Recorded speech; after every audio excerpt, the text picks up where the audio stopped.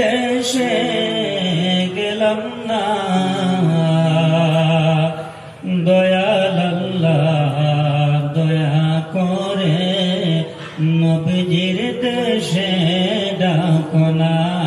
আল্লাহুম্মা সাল্লি আলা সাইয়্যিদিনা মাওলানা মুহাম্মদ ওয়া আলা আলি সাইয়্যিদিনা ওয়া মাওলানা মুহাম্মদ।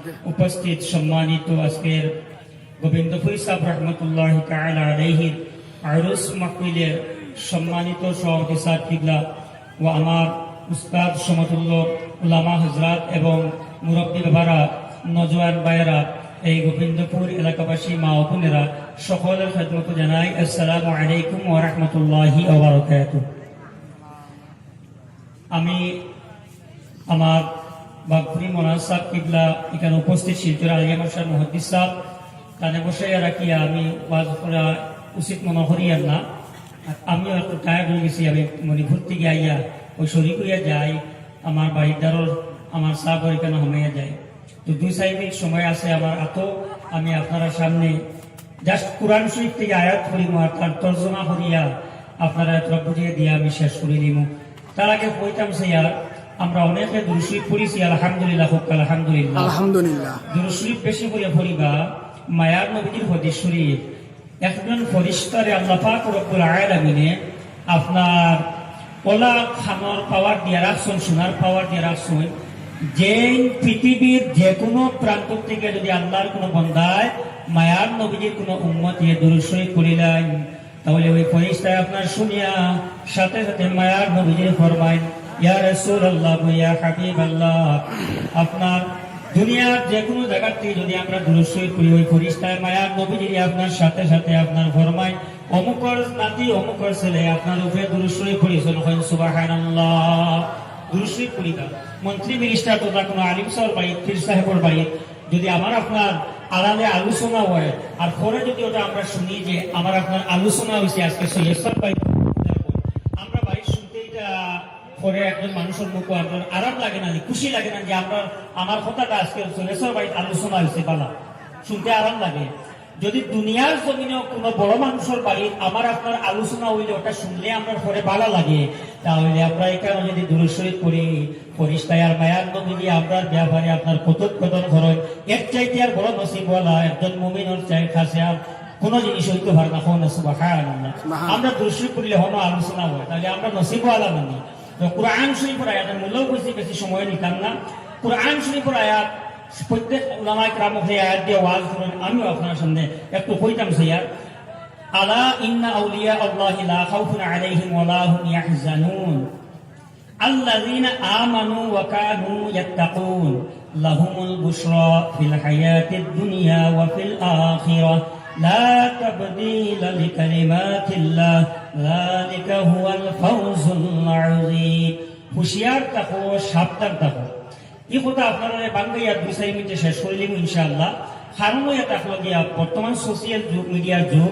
আমরা অনেকে পাই আমরা নজওয়ান হল পথভ্রষ্টর দিকে অগ্রসর হয়ে যেতে আমরা বুঝতে পারিলা। অনেক মানুষ নাস্তিকতার দেখরা পৃথিবীর জমিনত যত মানুষ নাস্তিক হইতরা মনে রাখবা তার পিছনে কারণ একটাও, অলিয়া উলিয়া কেরামত যে কেরামত যেটা আসলো, এই কেরামতের মাইন্ত্রা না, যার কারণে নাস্তিকতার দিকে মানুষ অগ্রসর হইতরা। এটা কিলা আমি বুঝাই দিয়া, মানুষে অলিয়া উলিয়া কেরামত যখন মানি লইব তখন অটোমেটিকলি সে আল্লাহর কুদরতে মানে সুবহানাল্লাহ। আল্লাহর ওলিয়া যদি শূন্য উড়িয়া দেখায় এটা আল্লাহর ওলির কেরামত বটে, কিন্তু এটা আল্লাহর কুদরতে জাহির করা হয় ওলির মাধ্যমে। সুবহানাল্লাহ। তো মানুষে অলিয়া উলিয়া কেরামত যদি আপনার কেরামতরে মানে তখন আল্লাহর কুদরত মানা হয়। তো আল্লাহ পাক রব্বুল আলামিন কুরআন শরীফের স্পষ্ট আয়াত আল্লাহ ফরমাইতরা হুঁশিয়ার সাবধান, আমার তামাম আউলিয়া কেরামতর কোনো খৌফ নাই, মানে ডর নাই, আর তার পিতা নাই, তার কোনো চিন্তা নাই, গমগিরি নাই। খৌফ দিয়া যদি তফসিল ব্যাখ্যা করা হয় তাহলে এটা অনেক লম্বা। খৌফ মানে কইতরা নিজের বেলায় ডর, তারা খৌফ পাওয়া হয়। আর ইয়াহজানুন দিয়া কইতরা অন্যের বেলায় ডর। তো অলিয়া উলিয়া কেরামত সানম খাউফ আয়াতের মধ্যে এসেছে, আর একদিকে ইয়াহজানুন এসেছে। এটার অর্থ কিটা হইব? একদিকে ওই তাকলো গিয়া ওলিয়া উলিয়া কিরামে তারা নিজে কোনো দুনিয়া আখিরাতের মধ্যে তারা কোনো ডর নাই এবং তারা গমগিনও নাই, তারা মুরিদর ব্যাপারেও তারা কোনো চিন্তা নাই। হৌ সুবহানাল্লাহ। তাফসীরের মধ্যে এটা বাঙ্গাই রাখুন, কারণ ইয়াহজানুন লা তাহজান দিয়ে অন্যান্য আয়াত আছে। নবীজি ফরমাইতা, ও আমার আবু বকর সিদ্দিক রাদিয়াল্লাহু তাআলা, তুমি টেনশন করিও না।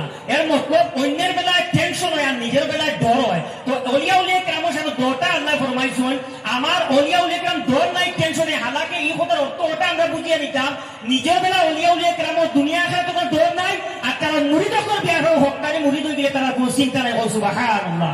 এর আগে আল্লাহ ফরমায় ওলিয়া উলিয়া এখন খারাপ, আমরা অন্য শেষ করি যাই, অন্য বুঝাত শেষ করি যাই।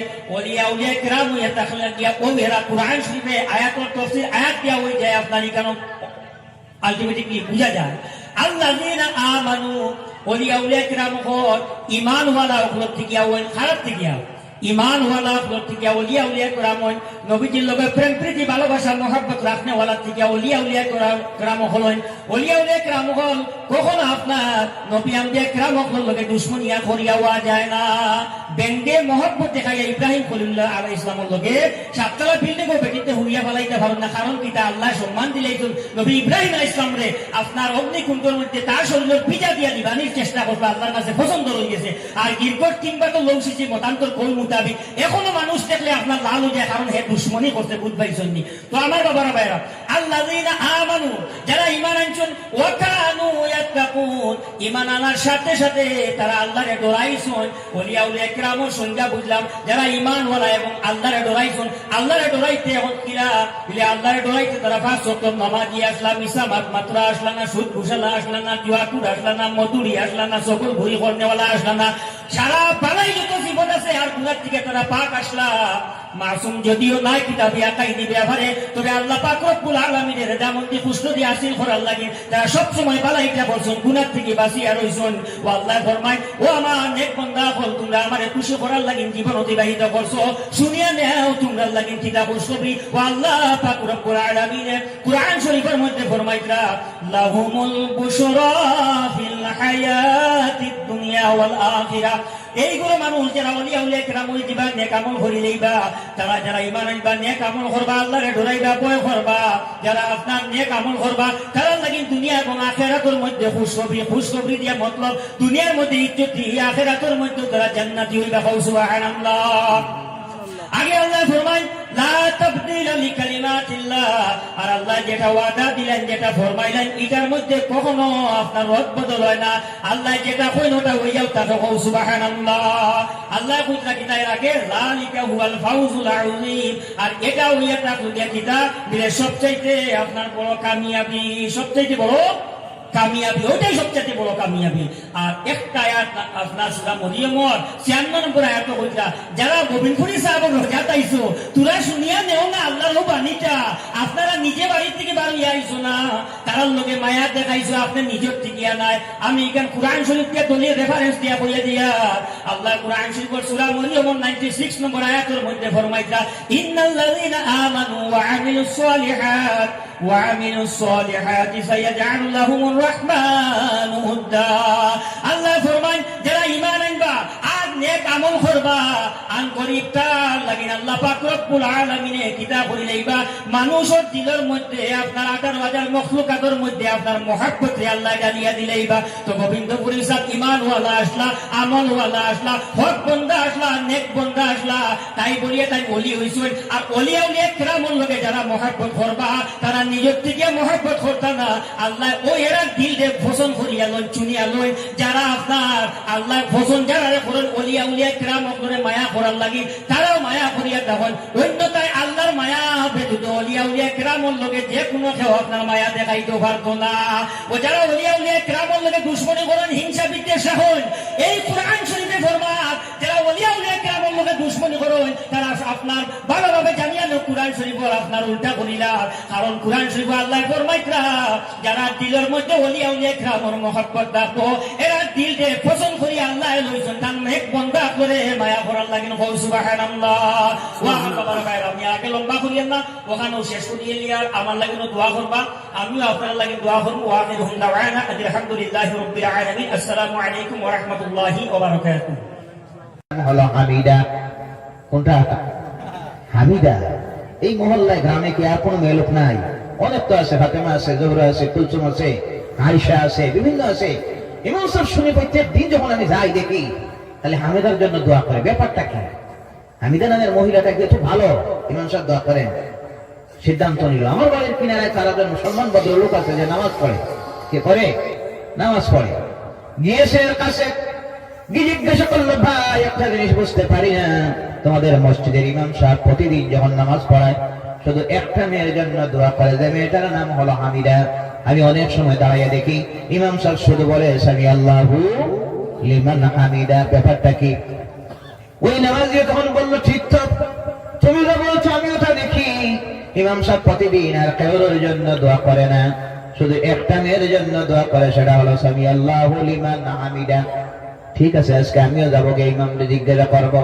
মসজিদে গেছে, যে বলে ইমাম সাহেব রাগ করবেন না, একটা কথা আপনাকে জিজ্ঞাসা করবো, আজ 25 বছর থেকে আমি নামাজ পড়ি, নামাজে যখন আই দেখি আপনি শুধু একটা মেয়ের জন্য দোয়া করেন আর কারোর জন্য দোয়া করেন না। ইমাম সাহেব বলেন, কার জন্য? আপনি প্রত্যেক দিন শুধু বলেন সামি আল্লাহু লিমান হামিদা, আর কে কেউ নাই। ইমাম সাহেব চিন্তা করলেন, এই লোকটারে খেয়ে দিয়ে বোঝাই, আর মনে মনে চিন্তা করেন, আহারে এই তো হলো আমার সমাজের মানুষের অবস্থা, যারা নামাজের মধ্যে দাঁড়াইয়া রাখে কোরআন বাদ দেন, নামাজের মধ্যে দাঁড়াইয়া যে আল্লাহু আকবার কয় এর অর্থটাও জানে, সামি আল্লাহু লিমান হামিদা বলে এটার অর্থ জানে না, সুবহান রাব্বিয়াল আলা বলে এটা বুঝে না, সুবহান রাব্বিয়াল আযীম বলে 40 বছর থেকে নামাজ পড়তেছে, এর অর্থ জানে না, সে ফাতিহা তো দূরের কথা। এই যদি হয় একজন নামাজের অবস্থা দেখেন, ইমাম এসে জিজ্ঞাসা করতেছে একটা মেয়ের জন্য কেন দোয়া করেন, মানে নামাজ এসে যে দাঁড়াইয়া যা করে নিজেও তা জানে না, এর কারণে নামাজের সংখ্যা বাড়তেছে, নামাজ চলতেছে, এই নামাজ আমার সমাজের মানুষের চরিত্রের উপর আসর করে না, বুঝে না জানে করতেছি। মুসলমানকে আল্লাহর কালাম কোরআনুল কারীম যেন তিলাওয়াত করা তৌফিক দেয়। সকলে বলেন আল্লাহুম্মা আমিন। যারা তিলাওয়াত জানি তাদেরকে নিন আল্লাহ প্রতিদিন কম পক্ষে 5টা বার, কয়বার? আওয়াজ করে বলেন কয়বার? 5টা বার আল্লাহর সামনে দাঁড়িয়ে অবনত চিত্তে তার গোলামীকে আদায় করার জন্য 5টা বার যেন মাবুদের আমার রবের সামনে দাঁড়িয়ে আল্লাহর কালামটাকে তিলাওয়াত করতে পারি, নামাজের মাধ্যমে আল্লাহ যেন সেই তৌফিকটা দেয়। সকলে বলেন আল্লাহুম্মা আমিন। এই কোরআনুল কারীম এমন একটা কিতাব, আল্লাহ পাক এমন কিতাব দিলেন, দুনিয়ার মানুষ যে বিষয়ে তাকে প্রশ্ন করে আল্লাহর কালাম কোরআনুল কারীম সেই জবাব দুনিয়ার মানুষকে দিয়ে দেয়। বলে সুবহানাল্লাহ। অদ্বিতীয় কিতাব, অন্য ধর্মগ্রন্থ আর কোরআনুল কারীমকে আপনি একই অবস্থার ধর্মগ্রন্থ যদি ভাবেন তাহলে ভুল বুঝবেন, কারণ হলো এই কোরআন এমন এক কিতাব যে কিতাব এই জমিনের কারো লিখিত নয়, দুনিয়ার মধ্যে তাকে লেখাও হয় নাই। অন্যান্য সমস্ত ধর্মগ্রন্থগুলি এই দুনিয়ার মানুষ তারা নিজে নিজে লিখেছে, কিন্তু আল্লাহর কালাম কোরআনুল কারীম দুনিয়ার কেউ লিখে নাই। এই পৃথিবীর